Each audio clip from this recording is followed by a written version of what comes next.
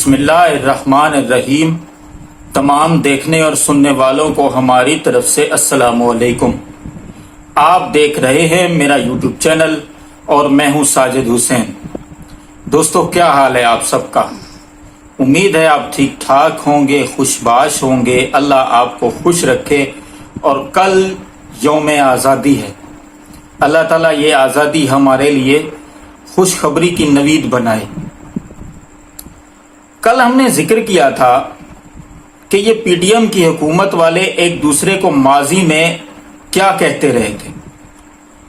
آج ہم ذرا اس بات کا انالیسس کر لیتے ہیں کہ اس پی ڈی ایم کی حکومت کے دنوں میں کس نے کیا کھویا، کیا پایا۔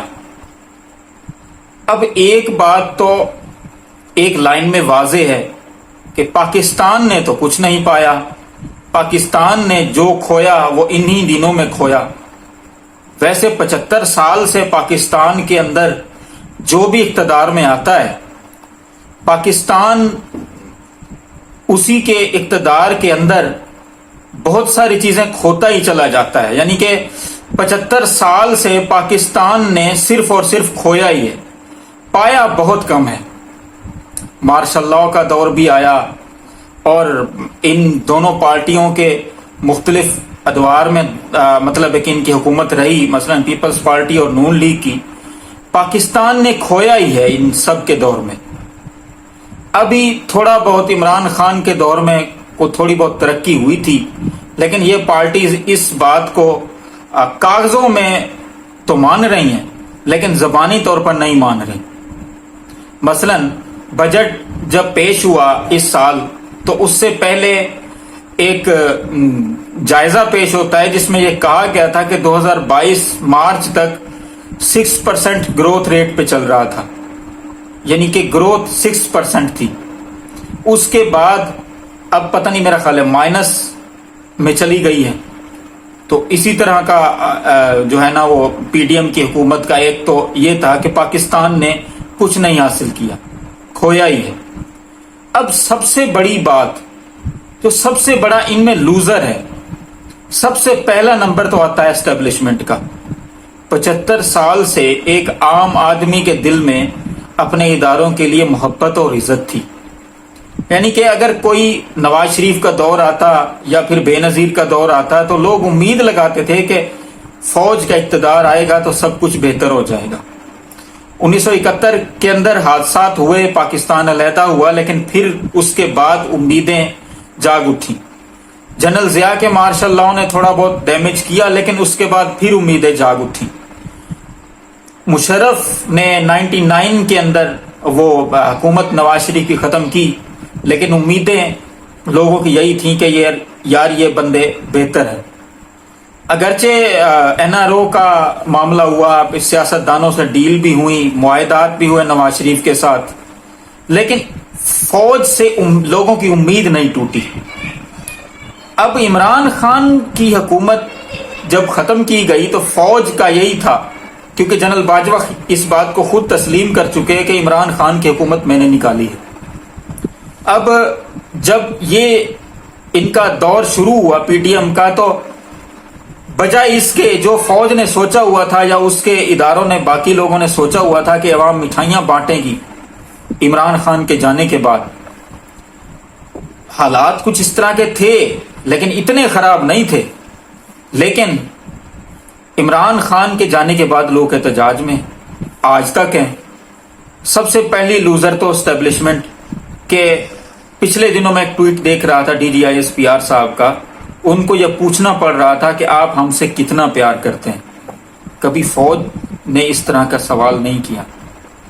خیر، دوسرا لوزر ہے، سب سے بڑی جماعت تھی مسلم لیگ نون۔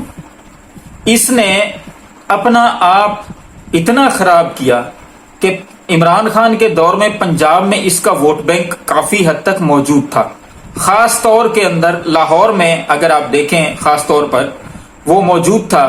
ان کا جو ووٹ بینک لاہور کے خاص طور پہ کچھ حلقوں میں تو واضح تھا، خواجہ سعد رفیق کے حلقے میں دیکھیں آپ، گوال منڈی کے حلقے میں دیکھیں، اور باقی جگہوں پر بھی ان کا ووٹ بینک موجود تھا۔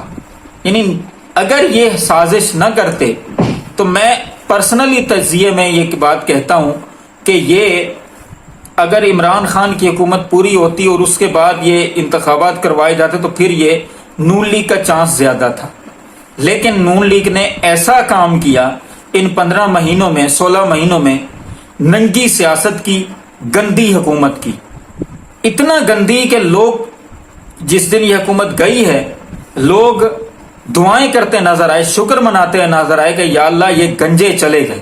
یہ میں نہیں کہہ رہا، لوگوں کے الفاظ ہیں، ٹویٹر کے اوپر اور مختلف جگہوں کے اوپر لوگ یہ باتیں کرتے۔ اب شہباز شریف صاحب وزیر اعظم ہاؤس چھوڑ گئے، اب اس کے اوپر لطیفے چل رہے ہیں کہ لکھا ہوا ہے وزیر اعظم ہاؤس خالی کر گئے۔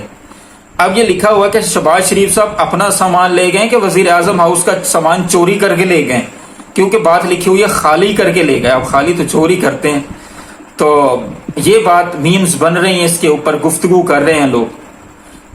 باقی جماعتیں لوز تو انہوں نے بھی کیا، لیکن ان کو پتا تھا کہ ہم لوز کر رہی ہیں۔ مثلا پیپلز پارٹی کو دیکھے سندھ تک محدود تھی، سب سے پہلے ان کا معاملہ ہوا، عمران خان کے دور سے پہلے ہی ان کے معاملات خراب ہو گئے تھے۔